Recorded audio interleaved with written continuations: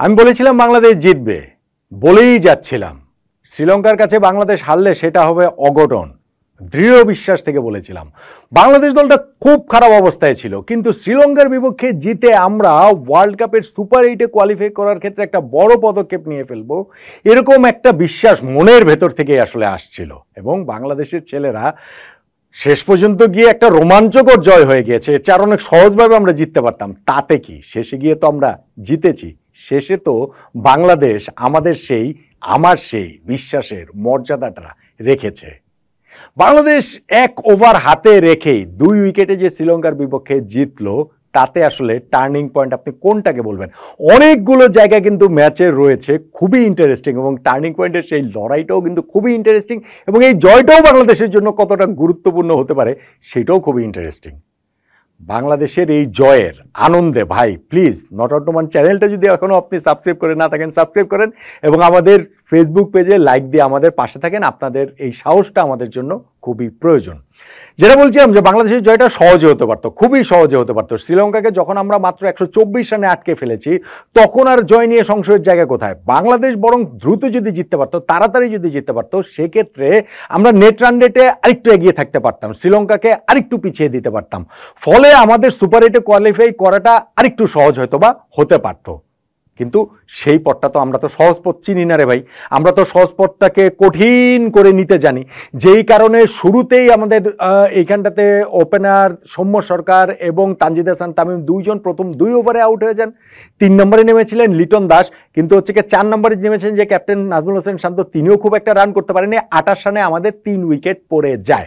তখন আবার আমরা কিছুটা ভয় পেয়ে যাই, আমাদের কাছে একটু আশঙ্কার জায়গা তৈরি হয় যে বাংলাদেশের সাম্প্রতিক সময় যে বাজে ব্যাটিং ফর্ম, তাতে করে কি আমরা এই যে 124 রানের লক্ষ্য তারা করতে নেমেও কি হোঁচট খাবো?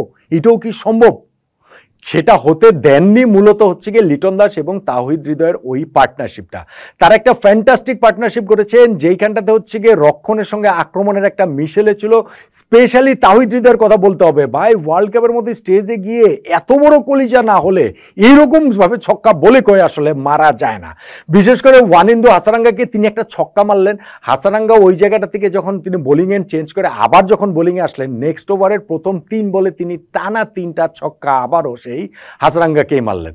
ওই 3টা ছক্কাতেই কিন্তু ম্যাচ অনেকখানি বাংলাদেশের দিকে চলে আসে। 3 ছক্কা মারার পরে বলে তাও যদি আউট হয়েছেন, কিন্তু ওই যে 20 বলে 40টা রান তিনি করে দিয়ে এসেছেন, তাতে করেই কিন্তু ম্যাচ বাংলাদেশের দিকে অনেকখানি ঝুঁকে পড়েছে। ওই ওভারটা শুরু হওয়ার সময় বাংলাদেশের সামনে ইকুয়েশন ছিল 54 বলে 52 রান করতে হবে, মানে হচ্ছে 9 ওভারে 52 রান করতে হবে। তাওহিদ হৃদয় টানা 3টা ছক্কা মেরে যখন আউট হলেন, তখন হিসাবটা হয়ে গেল 50 বলে 34 করতে হবে। এখন 54 বলে 52 চেয়ে 50 বলে 34 কতটা সহজ হয়ে যায় বলেন তো দেখি? সেইখান থেকেও আমরা ম্যাচ কঠিন করেছি। লিটন দাস এখানে ওই কি বলা চলে যে ওই 38 করে তিনি হচ্ছে গিয়ে 36 করে 38 বলে 36 রান করে লিটন দাস আউট হয়ে গেলেন। সাকিব আল হাসান যে ব্যাটিংটা তার ঠিকঠাক হচ্ছে না, তার বোলিংটাও আজকে ঠিকঠাক হয়নি, যা তা বোলিং করেছেন। ইনফ্যাক্ট প্রথম 2 ওভার পাওয়ার প্লেতে তো 24 রান দিয়ে দিয়েছিলেন। যাই হোক, সেই সাকিবও আউট হয়ে গেলেন। আর যখন নুয়ান তুষারা বোলিংয়ে ফিরে পরপর 2 বলে রিশাদ হোসেন আর হচ্ছে গিয়ে তাসকিন আহমেদকে আউট করে দিলেন, হঠাৎ করে মনে হলো যে বাংলাদেশ বোধহয় আমরা বোধহয় আবার একটা পেছল খেয়ে না যে মানে পড়ে না যাই। কারণ লাস্ট 2 ওভার আমাদের প্রয়োজন ছিল 11 রান, আর শ্রীলঙ্কার তো প্রয়োজন ছিল মাত্র 2 উইকেট। বেসিক্যালি তাদের 2টা ভালো বল, কিন্তু আমাদের জন্য খুবই ভাগ্য যে 19 নম্বর ওভারে প্রথম বলটা যে দাসুন সানাকা করলেন, ওইটা প্রবাবলি ম্যাচের সবচেয়ে বাজে বল ছিল। আমাদের তাতে কি, আমাদের জন্য সেইটাই তো চাই। মাহমুদুল্লাহ রিয়াদ একটা ফুল টস পেলেন এবং সেই ফুল টসটাকে একেবারে ছক্কা মেরে সীমানার ওপারে পাঠিয়ে দিলেন।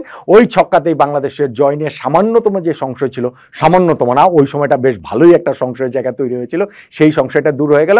12 বলে 11 রানের ওই ইকুয়েশনের সময় এরকম একটা ফুল টসের ছক্কা মারাটা, ওইটাও আসলে বাংলাদেশের এই জয়ের জন্য একটা খুব গুরুত্বপূর্ণ জায়গা। তাহলে বাংলাদেশের এই ব্যাটিং ইনিংসের জায়গাটা যদি দেখেন, তাহলে আমি এই জায়গাটাতে 2টা খুব ক্রুশাল পার্ট দেখি। একটা হচ্ছে গিয়ে তাওহিদ হৃদয়ের টানা 3টা ছক্কা মারা, এবং মাহমুদুল্লাহ রিয়াদের ওই ছক্কাটা মারা, যেই জায়গাটাতে আমাদের ওই জয়টা অনেকখানি মানে নিশ্চিত হয়ে গিয়েছে। কিন্তু তাহলে বাংলাদেশের বোলিংটাকে যে আপনার একটু খাটো করে দেখা হয়, বাংলাদেশের বোলিং এফোর্টটাকে যে একটু পিছিয়ে রাখা হয়, মানে টার্নিং পয়েন্টের আলোচনাতে আপনার সেইটাকেও আনতে হবে। কেননা শ্রীলঙ্কায় একসময় এমনভাবে ব্যাটিং করছিল, মনে হচ্ছিল শ্রীলঙ্কার স্কোরটা খুব সহজে 170-80 হয়ে যাবে, কেন কিভাবে? শ্রীলঙ্কা যখন তারা শুরুতে টসটা আমাদের ক্যাপ্টেন নাজমুল হোসেন শান্ত জিতেছেন, শ্রীলঙ্কাকে ব্যাটিংয়ে যখন পাঠিয়েছেন আমরা শুরুতেই হচ্ছে কি ওই জায়গাটাতে কুশল মেন্ডিসের উইকেটটা তুলে নিতে পেরেছি, তাসকিন আহমেদ উইকেটটা তুলে নিয়েছেন, কিন্তু তারপরেও শ্রীলঙ্কার যে ওই ফ্লাইং স্টার্ট সেটা কিন্তু বন্ধ হয়নি, কারণ অন্য প্রান্ত থেকে প্রথম নিশাঙ্কা দুর্দান্ত খেলছিলেন, স্পেশালি সাকিব রে তো ওই যে এক ওভারে তুলোধনা করে ফেলেন, 4টা 4 মারলেন। 6th ওভারে বোলিংয়ে এসেই কিন্তু মুস্তাফিজুর রহমান প্রথম বলটাতে কামিন্ডো মেন্ডিসের উইকেটটা পেয়েছেন, আর যখন তাকে আবার বোলিংয়ে ফেরানো হলো 9th ওভারে ক্যাপ্টেন শান্ত, সেই ওভারে তিনি হচ্ছে কি আউট করে দিলেন নিশাঙ্কাকে, যিনি 47 রান করেছেন, খুবই জোর, কত 28-29 বলে তিনি 47 রান করেছেন। ফলে বাংলাদেশ ওই জায়গাটাতে শ্রীলঙ্কা অনেক রান করলেও কিন্তু বাংলাদেশে একটা ভাবে ম্যাচে একটা কামব্যাক করার মতো একটা জায়গা বাংলাদেশের তৈরি হয়। 10 ওভার শেষে শ্রীলঙ্কার স্কোর তাও ছিল 3 উইকেটে 74 রান, এবং 10 ওভার শেষে 3 উইকেটে 74 রানে থাকে একটা দলের পক্ষে শেষ 10 ওভারে আরও 100 রান করা পসিবল, খুবই পসিবল। সেই জন্য আমি বলছিলাম যে 170-80 তারা আসলে করতেই পারত, কিন্তু সেইখান থেকে শেষ 10 ওভারে তারা কত রান করেছে জানেন? মাত্র 50 রান। প্রথম 10 ওভারে তারা 3 উইকেট হারিয়ে 74 রান করেছে, শেষ 10 ওভারে ওরকম একটা অবস্থায় ঢুকে তাদেরকে আমরা মাত্র 50 রানের বেশি করতে দেইনি, এবং সেই জায়গাটাতে মূল ক্রেডিট, সবচেয়ে বড় ক্রেডিট রিশাদ হোসেন। লেগ স্পিনের একটা জাদুকরী প্রদর্শনী তিনি এই ম্যাচটাতে দেখালেন।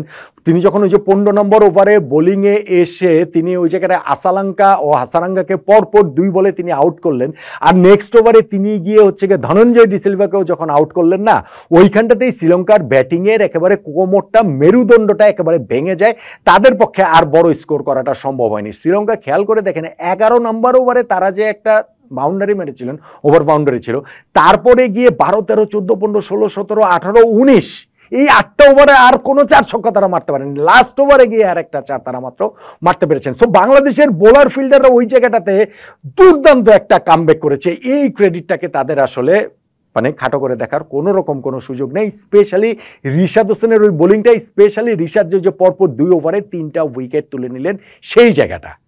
এখন যদি সব কিছুর পর আমাকে বলতে বলেন টার্নিং পয়েন্ট, তাহলে কোনটা?